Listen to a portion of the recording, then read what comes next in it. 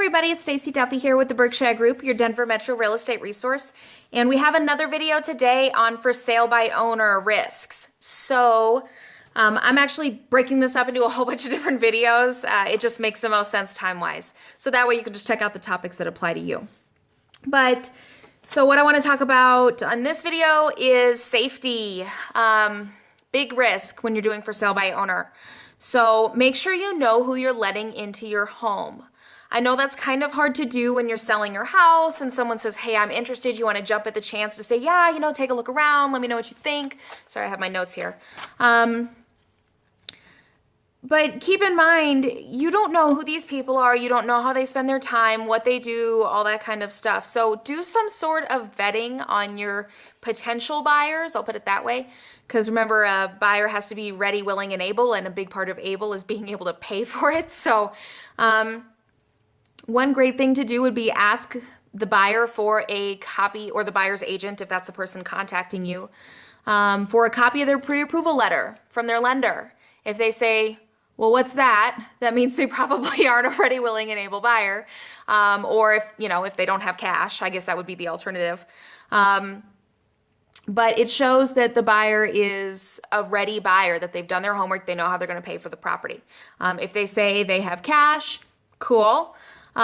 See if they're willing to give you some sort of, proof of funds without their personal information, but maybe a name on it. So if it's a copy of a bank statement, that has all their bank account number and address and all that stuff blacked out, but it has their name, and you can check their driver's license against that, or take a picture of their driver's license at least. That goes more into the security piece, but yeah. Do some vetting of your potential buyers, know who you're letting in your house. So talking about the driver's license picture, ask to take a picture of their driver's license before you let them walk around in your house. If they don't want you to do that, if they won't even let you look at their driver's license, then you probably shouldn't let them in your house. Because keep in mind, a lot of criminals just like to cruise Craigslist and look for sale by owners and say, hey, I'd love to, my name's Bob. Let me take a look around your house. And my wife Sally's going to come along. And it's a way for them to scope out what you have to steal. Seriously. So keep your family safe, keep your kids safe, keep your dog safe, keep your house safe. Keep in mind that whatever, your jewelry's in your house, your car keys are in your house, your mail is in your house, maybe a medical bill with some personal information is on it. It's really easy for somebody to just grab a piece of mail off the counter.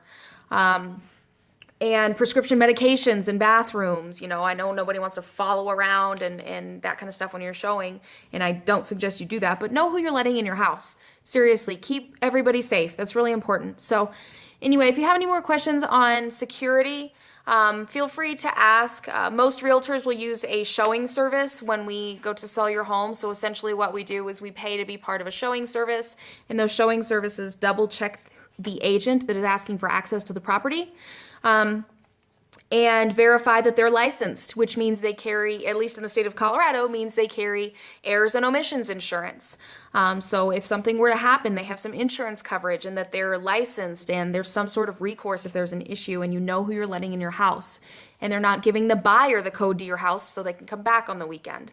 Only a licensed real estate broker in the state of Colorado is allowed to have that showing code, that access to your property. So we do vetting on our side, and that's part of our expenses.